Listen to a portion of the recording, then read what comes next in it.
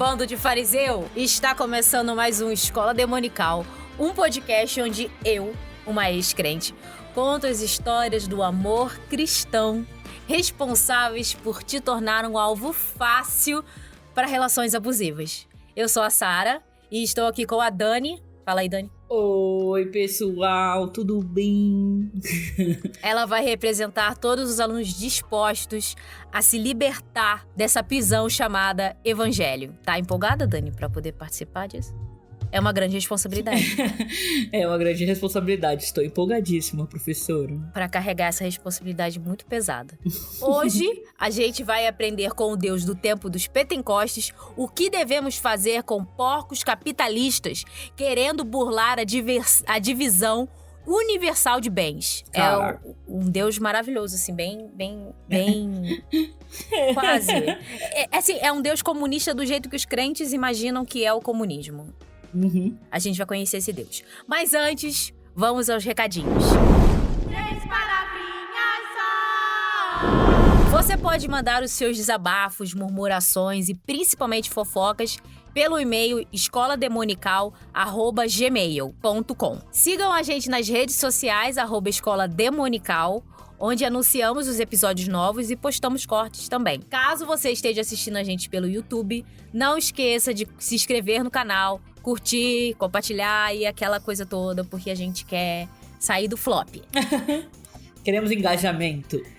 Inclusive, nós recebemos 2 e-mails muito legais que eu vou ler agora pra vocês. E aí, se você quiser também ter o seu e-mail lido aqui e tal, é só mandar pra gente no @escolademonical, @gmail.com, que a gente lê pra vocês aqui. Se quiser que seja anônimo, você avisa no e-mail. Não quero que fale meu nome, quero que seja anônimo e etc. E a gente não fala o nome de vocês. O primeiro e-mail que a gente recebeu foi da Maíra, ou Mayra, eu não sei, desculpe. Depois você me fala como que se pronuncia o seu nome, tá bem? A paz do Senhor, suas ímpias. Sara e Dani, eu tô presa nesse podcast. Ex-assembleiana, ex-tia da EBD, criada na igreja e filha de regente do círculo de oração e líder dos jovens. Amor, tamo junto. A minha mãe, ela só não era líder do círculo de oração, porque ela nunca quis. Mas eu tenho, inclusive, fotos pra provar que a minha mãe era líder dos jovens, porque eu, pequenininha, com 6 anos de idade, usei o mesmo uniforme dos jovens. Foi ótimo. Tenho história de trauma, inclusive, nisso. Mas não preciso entrar nessa. Vamos lá. Sempre tive que ser o exemplo. O primeiro episódio sobre a culpabilização dos corpos me fez chorar muito. Desculpe, querida, sinto muito. E traz traumas que carrego até hoje. Eu só queria que a igreja pagasse o nosso tratamento psicológico. Eu acho que o dízimo que a gente entrega de 10% deveria constar essa parte para nos tratar. Eu só acho, sei lá. Mesmo com toda a leveza que vocês conseguem trazer tudo isso, quem viveu sabe o quanto isso é horrível e como dói. Esse segundo episódio sobre não questionar os atos dos homens de Deus, quantas histórias ainda nos dias de hoje. Eu tô apaixonada. Meninas, continuem. Aí ela faz a citação da música do Betuel, música maravilhosa dele. Tudo aquilo que eu acreditava, tudo que um dia eu sonhava, eu desfaço e me refaço de novo. Beijos, Mai. Maravilhosa você, querida. Um amor pra você, mãe. Fique bem. Não, tô dando amor pra ela. Muito amor. Ficar bem. Mas a gente sobrevive. We are survivor. É aquilo, um passo de cada vez, um dia de cada vez. Né? Exatamente. O próximo e-mail vem da Luciana. Olá, suas ímpias, tudo bem? Aqui é a Luciana. E fui introduzida para essa obra-prima da podosfera através do meu digníssimo esposo, Simon, que alegou que por algum motivo eu iria me identificar muito com o podcast. Submissa que sou. Socorro! Ai, meu Deus! Peraí, eu vou conseguir. Submissa que sou, ouvi todos os episódios. Sim, me identifiquei muito. Grata a todos os envolvidos. Somos um não tão jovem casal de famílias estritamente evangélicas que passou a infância em salinhas da escola dominical e culto infantil, escutando tudo quanto é tipo de coisa e, consequentemente, sendo traumatizados para o resto da vida. Uma pena que terapia custa mais de 10% do meu salário. Isso é triste mesmo. Sim. Isso é bem triste. Não é barato mesmo cuidar da nossa saúde mental. Olha, no psiquiatra é mais caro ainda, hein, bem? É bem mais caro. Os remédios, então, ô Jesus. Sim. Vim tentar continuar com a pulga atrás da orelha a respeito do episódio especial Dia das Mães, onde vocês contam a história de Sara. Na Bíblia há diversos relatos sobre mulheres estéreis, como Sara, Rebeca, Raquel, Ana, a mãe de Sansão, que na Bíblia nem sequer citam seu nome, entre outras. Uma coincidência é que todas oraram a Deus, tiveram alguma prova de fé e, em seguida, foram contempladas com a cura da esterilidade e a concepção de filhos. Mas há um porém nessa história. Na Bíblia, assim como vimos a mãe de Sansão, não são citados os nomes das mulheres. E elas não eram nem contabilizadas, como em Mateus 14, 21. Gente, ela tem referência. E aí, ó. Encontrou outra Sara na vida aí, Sara. Ai, meu Deus. Por que seu nome é Luciana? Seu nome devia ser, sei lá, Ruth, Esther. E os que comeram foram quase 5.000 homens, além das mulheres e crianças. Além, é claro, de toda a genealogia, como a de Jesus, por exemplo, onde são citados todos os homens que o precederam, mas no final, o único nome feminino citado é Maria, como esposa de José. É porque essa é a nossa função, Anja. Pelo amor de Deus. Você vê, ó, José teve... José não.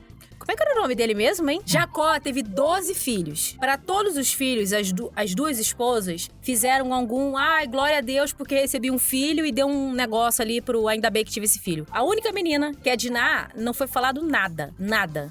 E aí veio uma menina, Diná. Próximo filho... Não sabemos nem que fim levou, né? Ah, eu sei que fim levou. Depois a gente vai falar sobre Diná. Eita. É. Ai, que medo. Não tô pronta. Tenha medo mesmo e, enfim, alerta gatilho. Quando todas as mulheres estéreis oraram e em seguida geraram filhos, como os que eu citei, a Bíblia menciona apenas os nomes masculinos, como Sara gerou a Isaac, Rebeca gerou Esaú e Jacó, Raquel gerou a José e Benjamim, Ana gerou a Samuel e, claro, a mãe de Sansão gerou a Sansão. Perceberam o padrão?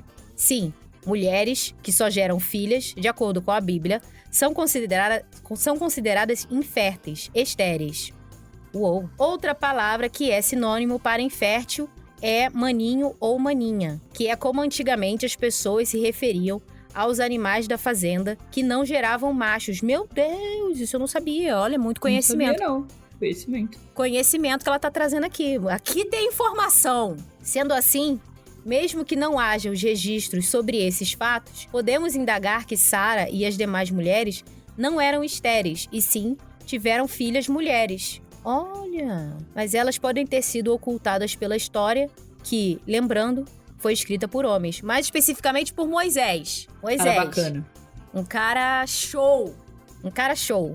O cara é bom, cara. O príncipe do Egito, ele era ótimo. É, o príncipe do Egito. Uhum.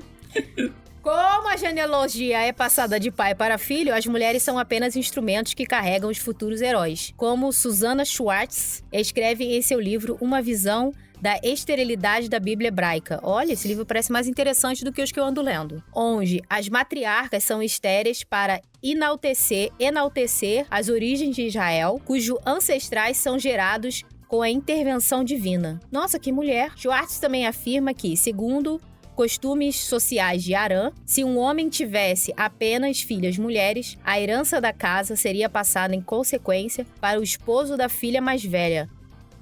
Gente... Ai, que ódio! Enfim, convido a fazerem a leitura desse texto para que nós mulheres não passemos raiva sozinha. Desculpe o e-mail longo, espero ter contribuído com a revolta de vocês. Nossa, contribuiu! Continuem o podcast, eu e minha casa estaremos ouvindo todo domingo. Ai, meu Deus, que ódio, Luciana! Não faça mais isso! Não, mentira, continua assim. É isso, gente. Temos mais leituras futuramente, se a gente receber mais e-mail, porque isso foi tudo que a gente recebeu.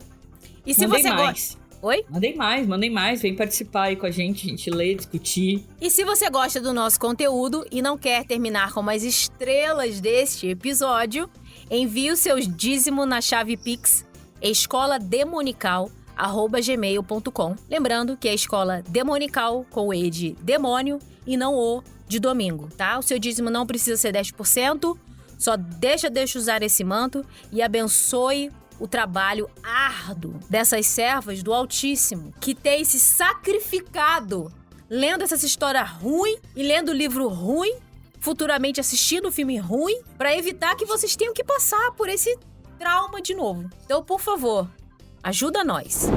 A aula de hoje se encontra no livro de Atos, capítulo 2, versículo do 42 ao 47, depois, capítulo 4, do 32 ao 37, e por último, capítulo 5, do versículo 1 ao 11. Para ninguém falar que esse podcast só fala do Antigo Testamento, esse mês inteiro nós vamos falar só do tempo da graça, mas vamos começar com Deus fulminando 2 pessoas por não dar dinheiro pra ele, porque só pra todo mundo ficar esperto, entendeu? Pra ninguém ficar achando que porque a gente tá no tempo da graça, virou bagunça. Não virou, não. Virou cabaré. Não virou, não. Deus ainda tá lá, entendeu? Certo. Deus é amor, mas ele também é fogo consumidor. Então a gente já vai começar nessa palhaçada. Eu achei que você ia mandar um fogo no cu. Ele é amor, mas ele é fogo no cu. Caraca, aonde vai essa história hoje? Não, mas se fosse fogo no cu seria legal. Não tô falando que é ruim, mas é que eu falei, pra onde vai essa história hoje? Não, essa história, imagina. Essa história é de boa. Inclusive, a gente quis aproveitar esse mês, que é o mês de junho, né? Pra quem aí é gay, sabe que o mês de junho, exato, é um mês muito especial para nós. E é muito especial a gente falar do Novo Testamento pra, enfim. Depois a gente fala sobre isso aí, essas manias de gay ficar falando que Jesus era bom, que mata é o fandom. Ai. Enfim, não vai começar com ódio, vamos mexer no vespeiro hoje, é isso? Não, esse hoje mês, não. Esse mês. Esse mês. No próximo episódio a gente vai mexer num vesperinho. Mas enfim, vamos falar sobre esse. Era uma vez o dia do Pentecostes. Sabe o que foi o dia do Pentecostes, Dani? Não faço a menor ideia. Sabe quando você vê aquelas zoeiras falando em línguas? Sei. Foi no dia do Pentecostes que tudo começou. Dá glória. Todos os apóstolos estavam reunidos num lugar junto com os seguidores de Jesus, que Jesus, tinha agregado quando estava em terra. Aí veio o Espírito Santo, fez uma baguncinha lá com o vento e todo mundo começou a falar em línguas. As famigeradas línguas estranhas que todo mundo conhece aí. Quem estava nos arredores ouviu essa gritaria, foi lá. Uns ficaram admirados e outros acharam uma doideira. E ficaram, meu Deus do céu, tá todo mundo muito louco aí, todo mundo muito bêbado, todo mundo muito... essas coisas.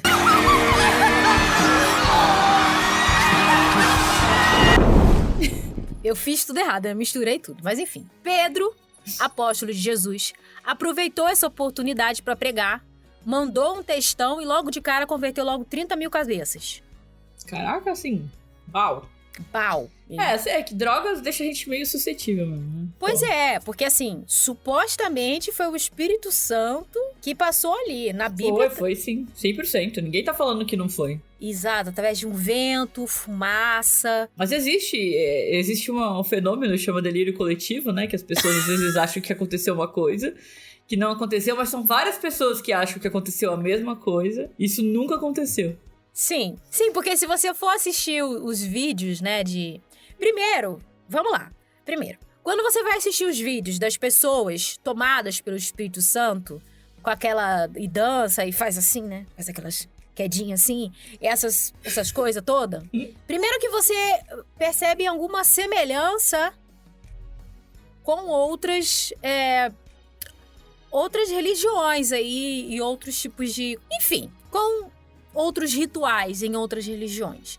Uma coisa, inclusive, muito engraçada que eu via quando eu era de igreja pentecostal é que, normalmente, esse pessoal que fala muito em língua e esse pessoal que dança, que cai no Espírito Santo, em geral, é uma galera que veio de religião de matriz africana. E, se converteu, foi pra igreja evangélica e faz essas coisas. Em geral, é isso.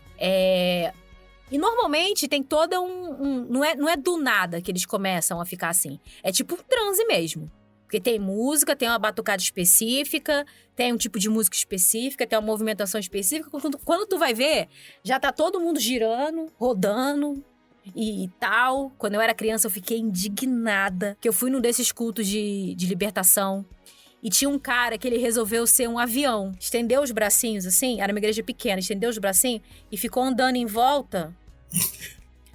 Ai, gente, tinha a fileira de banco, né?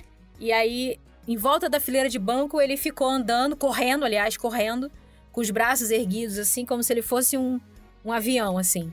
E Meu aí Deus. o desgraçado não pisou no meu pé? Ai, que raiva!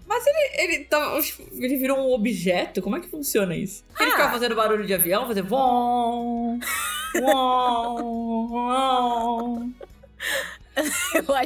Eu não lembro. Eu acho que não, ele só tava andando, assim, igual um avião. Não sei, eu não consegui entender. Eu sempre achei isso muito engraçado. Não tenho nem como... a gente tem que respeitar... Gente, desculpa. Eu sou de escola católica, eu sempre achei isso muito engraçado. Olha, mas a Igreja Católica também fala em línguas. Nunca vi. Nunca vi, tem a juro. ordem carismática que fala em línguas e tem todo esse mover aí. Não, eu sou da tradicional mesmo. Mas enfim, eu ficava com muita raiva Fiquei com muita raiva desse cara, enfim. E quando eu era criança, eu fui obrigada a ter que me batizar também. E aí eu só imitei um cara que tava falando. E aí todo mundo achou que eu tinha... Eu não vou nem falar, deixa. Eu ia imitar, mas aí eu acho que eu vou soar muito ofensiva. Pode imitar, a gente vai colocar meme de outras pessoas imitando, tá tudo certo. Eu, hein? Deus tem e depois que Deus fizer essa Deus vai me usar para fazer E começa aí a primeira igreja de Cristo, através de Pedro, obviamente. Foi o que Jesus falou, né? Que era através dele que ia vir a igreja de Cristo.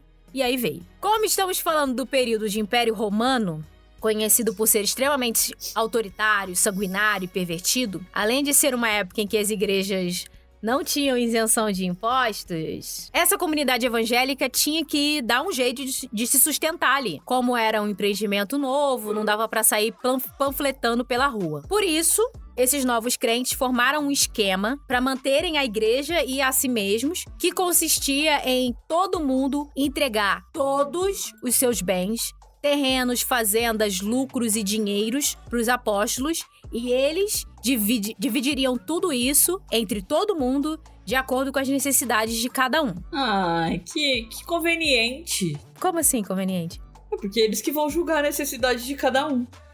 Os apóstolos queriam julgar. Inclusive que eles podem ser os mais necessitados, coitados. Exatamente. Porque, afinal de contas, eles já estão fazendo a árdua tarefa de espalhar a palavra. É, claro. Então, eles merecem ter todo esse valor. Oxe! Trabalho difícil mesmo. Ainda mais porque eles foram ordenados pelo próprio Jesus. Então, o trabalho deles é ainda mais sério. Tá bom. Lembrando que aquilo não era um dízimo. Era pegar tudo que você tem e entregar para a igreja, e a igreja, representada pelos apóstolos, divide isso para todo mundo. A intenção era principalmente fazer com que ninguém passasse necessidade. Todos estariam em pé de igualdade, independentemente de quanto cada um entregou. Assim, eles iriam criar uma comunidade mais forte, mais unida, espiritualizada, conectada com Deus, e colocariam em prática todas as falas do profeta Isaías. Um ao outro ajudou, e ao seu companheiro disse: esforça-te. Jesus adorava fazer citações do profeta Isaías, inclusive. Isso, de novo, isso não era uma sugestão, não era opcional, era lei. Quem fosse crente em Jesus tinha que entregar tudo e viver em comunhão. Essa linda comunhão. Qualquer semelhança Magos de luz. Amados irmãos, magos de luz, levantem-se, o tempo é chegado.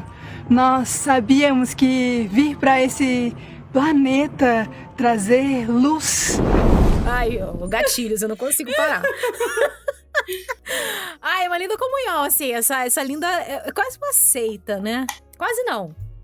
É uma seita. Enfim. Porém, existia um casal que não achou essa ideia tão bacana, não gostou muito desse negócio. Ficou meio tipo, ei, que comunismo é esse aqui? Não curtiu. Ananias e Safira queriam até participar da comunidade, só que eles também queriam fazer os seus investimentos e garantir a aposentadoria, sabe? A gente não sabe o dia de amanhã e tudo mais. Por isso, Ananias, que era o marido, sugeriu para a esposa que eles doassem uma parte de um terreno que eles tinham vendido e a outra parte eles guardariam. Safira, como qualquer pessoa razoável, achou essa ideia excelente e apoiou o marido. Só que eles não contavam com o Todo-Poderoso vendo essa malandragem e contando tudo pra Pedro. Aí na hora que Ananias foi levar a oferta, Pedro fez o exposed e disse que sabia muito bem que aquele não era o valor inteiro do terreno. E Ananias não teve nem tempo de argumentar. Morreu ali mesmo. Pedro virou pra ele e falou, eu sei que tu tá mentindo. Então, não, Ananias só fez... Morreu. Acabou. Como assim, ele morreu? Ele caiu um raio na cabeça dele? Ele explodiu na frente de todo mundo? Não, ele não explodiu. O que aconteceu? Como é que funciona isso? Uai, ele fez... E caiu morto. Foi tipo um infarto fulminante. Ué? Não faz sentido. Como assim não faz sentido? Ele mentiu pra Deus. Ele não mentiu, ele só doou. Ele não mentiu, não falou nada. Não, ele mentiu sim. Ele mentiu sim. Porque, veja bem, eu já falei, lá no começo, lá em cima, eu falei, não era opcional, era regra, era lei. Você tem que entregar tudo que você tem e botar aos pés dos apóstolos, tudo. Só que Ananias não entregou tudo, ele tirou uma parte, guardou e entregou a outra parte. Deus não gostou, matou ele. Ele é um Deus de misericórdia e amor mesmo, né? No tempo da graça, então, ele tinha mais misericórdia ainda, como você pode perceber. Percebi. Então vamos lá, Safira chegou um tempinho depois e Pedro, fazendo a sonsa, perguntou se o valor da oferta que ela tinha dado estava certo. E ela falou, sim, tá corretíssimo, exatamente isso. Isso aí ela Pedro... não sabia que ele tinha morrido, o marido. Não, ela não sabia, porque o que aconteceu? Ele morreu, que foi? Esconderam o corpo. Não, foi tipo isso mesmo, porque ele morreu, o Ananias morreu, aí... O pessoal que trabalhava na igreja chegou lá, viu Ananias morto, tirou ele do templo e... Ninguém questionou, só pegou ele e guardou ele no... Exatamente. Não, gente, não é possível. Gente, crentes do meu Brasil, como é que vocês acham que isso tá certo? Tipo, vocês leram essa história e falaram, faz sentido, parece uma coisa de Deus. Gente, é sério pra mim? Não, tá bom, continua. Desculpa, perdão, puta que pariu. Ficou indignada. Pegaram o Ananias e enterraram ele. Ali perto. Ali perto. É. Tipo, tinha acho que buraco, enfiaram ele de ponta cabeça. Isso, foi acho que em frente ao terreno da igreja, alguma coisa assim, enterraram ele ali. Aí Safira chegou 3 horas depois. A Bíblia é específica. 3 horas depois, chegou Safira.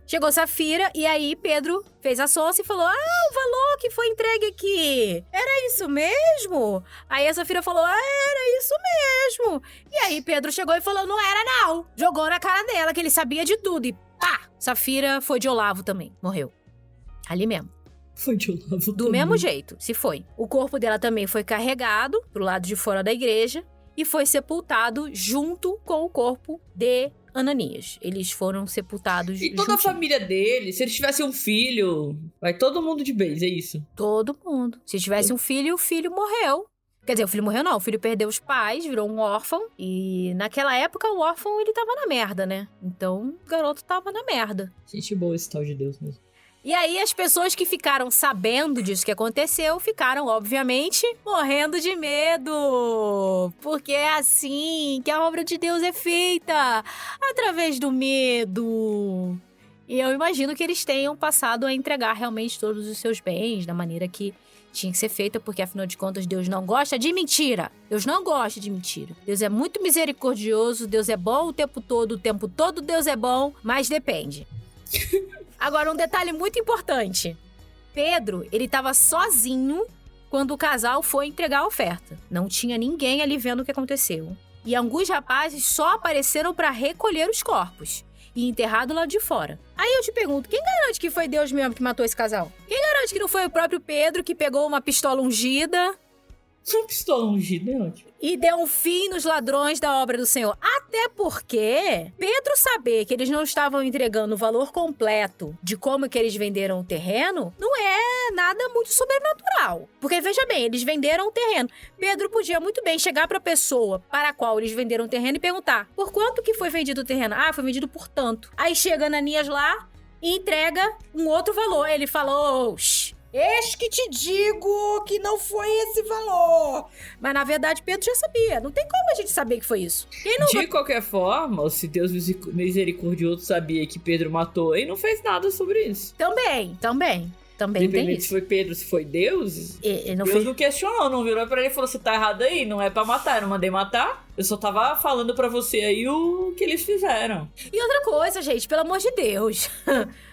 Pelo amor de Deus. Pelo amor de Deus. Não é como se Ananias não tivesse dado nada pra igreja. Ele só pegou uma parte, guardou, e a outra parte ele entregou. Ou seja, o dinheiro já foi entregue de qualquer forma. Qual é o problema? O que tem? Tipo, ai, que saco! Sabe assim? E outra, Jesus falou lá nos ensinamentos dele: crê no Senhor Jesus e será salvo tu e sua casa.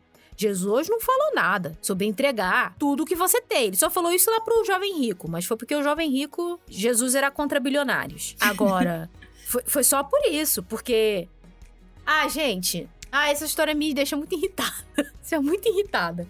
E não faz muito sentido também isso acontecer, porque naquela época, Deus fulminando gente vacilona não era mais tendência. E Pedro já tinha fama de ser meio esquentadinho. Tanto que foi ele que cortou a orelha do soldado lá, quando foram prender Jesus. Então, qual é a garantia que a gente tem que não foi o próprio Pedro que ficou revoltado? Não, daí ele não é esquentadinho, né? Ele é uma panela de pressão pronta pra explodir, é isso. Ele é um psicopata. Pode falar que ele é um psicopata. Vamos lá. Que eu sei que você gosta de chamar todos os homens de Deus de psicopatas. Mas eles são psicopatas, né? Eles são meio sem noção da realidade. Pois é. Enfim, ninguém faz essas perguntas, mas sempre usam essa história pra botar terror nos crentes, pra entregar dízimo, oferta, participar dos carnês pra comprar cadeira, telhado, ar-condicionado e o caramba 4. Tudo é uma desculpa pra dizer que é pra obra do Senhor e que se você não entregar, Deus vai te cobrar e não sei mais o quê. Eu, por exemplo, quando eu era criança, eu entregava dízimo da minha mesada, que na época era R$10. E eu entregava o dízimo com a certeza de que assim Deus não ia me punir, porque eu tava entregando dízimo. No meu primeiro emprego, eu recebia um salário mínimo pra passar raiva no telemarketing e também entregava o dízimo daquela merreca que eu recebia. Quando eu fui estagiária, eu ganhava menos que um salário mínimo, mas os 10% da igreja estavam sempre garantidos. Quando virei PJ, dava dízimo com mais alegria ainda, porque eu ganhava um pouquinho mais, né? E achava que isso era uma bênção de Deus pela minha fidelidade. Quem nasceu evangélico ou era criança, quando a família virou crente, aprendeu na escola dominical, dessa vez é dominical mesmo, aprendeu na escola dominical musiquinhas exclusivas para a hora da oferta. Numa das igrejas que eu pertenci, tinha uma competição para qual classe entregava a oferta maior no domingo. E nos cultos à noite, a molecada ficava eufórica na hora de entregar, de colocar a oferta lá dentro do gasofilácio, que é a cestinha que os diáconos e os obreiros passam para entregar, para receber os dízimos e as ofertas. A gente é doutrinado desde novinho. Primeiro como algo lúdico, né? Visto que as crianças não tinham a mínima noção de dinheiro, e depois com a base do medo, uma manipulação escancarada. Eles ameaçam que você vai ter uma doença, que você vai perder o emprego, que vai sofrer um grave acidente, que a sua família vai ser amaldiçoada, que seus negócios vão falir, usando, inclusive, esse texto de Ananias e Safira. Pra dizer,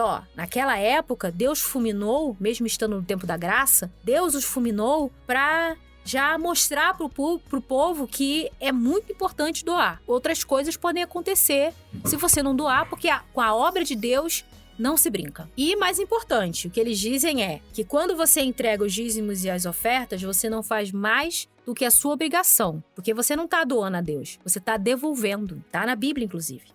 Quem não entrega dízimo e oferta está roubando a Deus, porque é dele, entendeu? Na minha opinião, o Novo Testamento é a parte mais perigosa da Bíblia. Porque enquanto no Antigo Testamento era tudo muito escancarado, uma violência óbvia, injustiças palpáveis, no Novo Testamento é tudo muito cheio de malabarismos, disfarçados de atos de amor, de que é tudo por um bem maior, o clássico amares que vem para o bem. Mas, poxa, um casal supostamente fulminado dentro da igreja? Mas é porque eles mentiram, porque eles não cumpriram o trato de doar tudo que tem em prol da comunidade para que a obra de Deus cresça. Jesus é um cara bacana, mas não vacila, né? Sempre tem, né, uma justificativa muito estranha para atos completamente questionáveis, né? Uhum. Mas isso eu acho que acontece até hoje. Justificativas bizarras para atos questionáveis dentro da igreja. Amei. Novo quadro. Novo quadro. Porque a gente gosta muito de criticar aí esses pastores mais famosos, né? Mas a gente esquece que isso acontece muito em todas as igrejas. Inclusive em igrejas bem pequenininhas, assim. Uhum. Igrejas, assim, que são tipo uma portinha. Acontece a mesma coisa, é o mesmo contexto de terror. Parar de entregar o dízimo só faz parte de uma das muitas culpas que a gente sente quando a gente começa a se afastar da igreja evangélica. Se você não é ou nunca foi evangélico, você não entende como uma pessoa consegue doar uma casa, um carro, dar um avião para a igreja. Porque essa doutrinação toda é feita aos poucos e sempre na base do medo. E o pior, essas ameaças não são só o pós-morte. Se você não entregar, você vai pro inferno. Se você não dizimar, você vai sofrer pelo resto da sua vida. Não, são ameaças pra vida terrena mesmo, entendeu? Ameaças que têm uma chance muito grande de se concretizar, principalmente se você mora num país como o Brasil. Ameaça, por exemplo, de você perder o emprego, de você ter algum tipo de problema, de doença e não conseguir se tratar, algum familiar seu. É muito fácil esse tipo de promessa, de ameaça, de desgraça por não doar o dízimo se concretizar. E é muito fácil a gente acreditar que não, realmente, é Deus que tá me punindo. É com certeza isso. E não é, gente. Não é, tá? Não é. Tá tudo certo. Tá tudo bem. Eu só parei de dar o dízimo mesmo no meu último ano de crente. E foi só porque eu tava de saco cheio de ver tanta sujeirada acontecendo e Deus não fazer nada. A gota d'água foi quando o vereador do Rio de Janeiro levou um monte de panfleto falando contra a ideologia de gênero pra ser distribuído na igreja. E semanas depois ele apareceu lá pra condecorar o líder da igreja com uma medalha por, sei lá, coisas feitas pela comunidade, um bagulho assim. E ele aproveitou pra falar da importância de evangélicos votarem em evangélicos e votar também em evangélicos para o conselho tutelar, porque naquela época tava tendo muito essa votação. E isso é um problema sério. Eu fico pensando nesse caso recente que teve, né, de conselho tutelar, que tiraram a filha, uma menina, né, acho que é dos pais gays, pra deixar com a mãe hétero, e a menina acabou morrendo na mão dos pais, né? Que o padrasto ficava abusando dela. É verdade, teve essa história, né? Eu não sei a fundo se a pessoa que era do conselho tutelar era crente, mas eu tenho certeza que foi por pura homofobia de não querer deixar a criança na mão de pais gays, sendo que já haviam várias acusações de maus tratos a essa criança por parte dos pais, né? Contra a mãe e o padrasto da menina. Importante pra gente refletir aqui é que não necessariamente o conselho tutelar tem que ter algum evangélico ou alguém de alguma religião envolvida, mas é o fato do nosso país, o nosso governo, influenciados por essas religiões que têm tomado cada dia mais poder e tudo mais, transformam o nosso judiciário, de forma geral, em uma coisa muito mais conservadora e que dificulta muito mais para as pessoas LGBTs ou de famílias diferentes a não conseguirem os seus direitos, seja no caso de a guarda de uma criança ou na adoção de uma criança ou qualquer coisa do tipo. Então, a religião, de forma geral, tem sido, né, enfim, saindo um pouquinho do contexto, tem aumentado esse pensamento conservador dentro das instituições, de forma geral. Teve um caso também semelhante, que foi uma menina que ela era... A mãe, acho que ela era do candomblé, e levou a menina, escolheu fazer a iniciação. E aí a avó, que era evangélica, denunciou pro conselho tutelar. E o conselho tutelar foi lá e fez com que a menina saísse da guarda da mãe, fosse pra guarda da avó, por alegação de maus tratos ou alguma coisa assim. Só porque a menina tava fazendo a iniciação no candomblé. Ai, teve isso, verdade, eu lembrei disso. E o conselho tutelar, o líder do conselho tutelar era um evangélico. Quantos erros, né? A gente já teve esse exemplo agora na política, e vamos ter agora dentro do conselho tutelar também, que já é uma instituição com vários tipos de problemas, além da parte religiosa, mas que vai trazer mais um problema, né? Pois é. Então, assim, gente, se você continua evangélico e tem medo de parar de entregar o dízimo e algo de ruim acontecer com você, primeiramente, eu sinto muito por você continuar nessa prisão e continuar evangélico. Segundamente, fica tranquilo. Não vai acontecer nada além de você ficar 10% menos pobre todo mês. A única pessoa que precisa do seu dinheiro... 10% mais pobre, não menos pobre. Não, 10% menos pobre, porque você não vai entregar o dízimo. Ai, desculpa, tô maluca, perdão. Me ignora. A única pessoa que precisa do seu dízimo é o pastor, que quer trocar de carro, que quer viajar o Brasil para fazer missões e pagar as contas da casa dele. É a única pessoa que precisa do seu dinheiro, tá? Não é Deus. Porque como a gente viu lá em Jacó, quando ele entregou o dízimo pra Deus, o que ele fez? Que dízimo foi esse? Jogou pro ar, no chão. Tá? Toma! Então... Igual purpurina. Exatamente. Era um monte de, sei lá, moedas de ouro, sei lá. Pois é. Então, tipo assim, esquece isso, tá? Porque além de você ficar dando dinheiro pra igreja só pro pastor ficar feliz e continuar vivendo no bem bom, também, às vezes, ele vai usar a grana que você tem pra também continuar financiando esse tipo de safadeza que aconteceu nos últimos 4 anos no nosso país e nas igrejas também. Porque esse tipo de vereador safado se infiltrou. Estavam fazendo a igreja de palanque. E tava tudo certo. E era sempre igreja linda, maravilhosa, né? Porque as contas da igreja, ele vai pagar também com o carnãzinho e com as ofertas de todo o culto. Vigia, irmão. Ele não precisa do seu dízimo. Atos 5, que é a morte de Ananias e Safira. Tá pronta, Dani? Eles explodiram.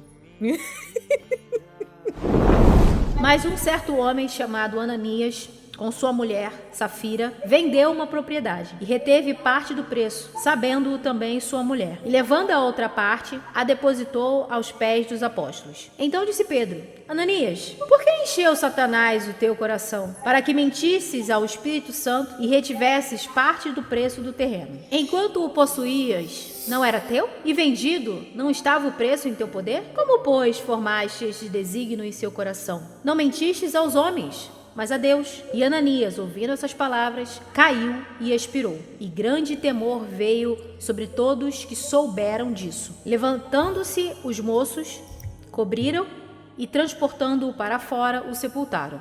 Depois de um intervalo de cerca de 3 horas, veio também sua mulher, não sabendo o que tinha acontecido. E perguntou-lhe Pedro: Dize-me, vendeste portanto aquele terreno? E ela respondeu: Portanto. Então Pedro lhe disse: Por que é que combinastes entre vós provar o Espírito do Senhor? Eis aí à porta os pés dos que sepultaram o teu marido, e te levarão também a ti. Imediatamente ela caiu aos pés dele e expirou. E entrando os moços, acharam-na morta, e levando-a para fora, sepultaram-na ao lado do marido. Sobreveio grande temor sobre a igreja e todos os que ouviram essas coisas. Ou seja, dá uma suspiradinha e morreu. Ela não teve chance de pedir perdão, ela não teve chance de falar, então eu te dou tudo, não mata eu, não mata meu marido. Ela só morreu. Ela só morreu. É isso, gente. É porque a gente tá no tempo da graça. Tempo da graça, né? Graça de quem? De Deus. Onde abundou a graça. Achando engraçadíssimo. Onde abundou o pecado, superabundou a graça. Entendeu? Então, no período da graça, é isso que acontece. Se você não entrega o dízimo, você morre.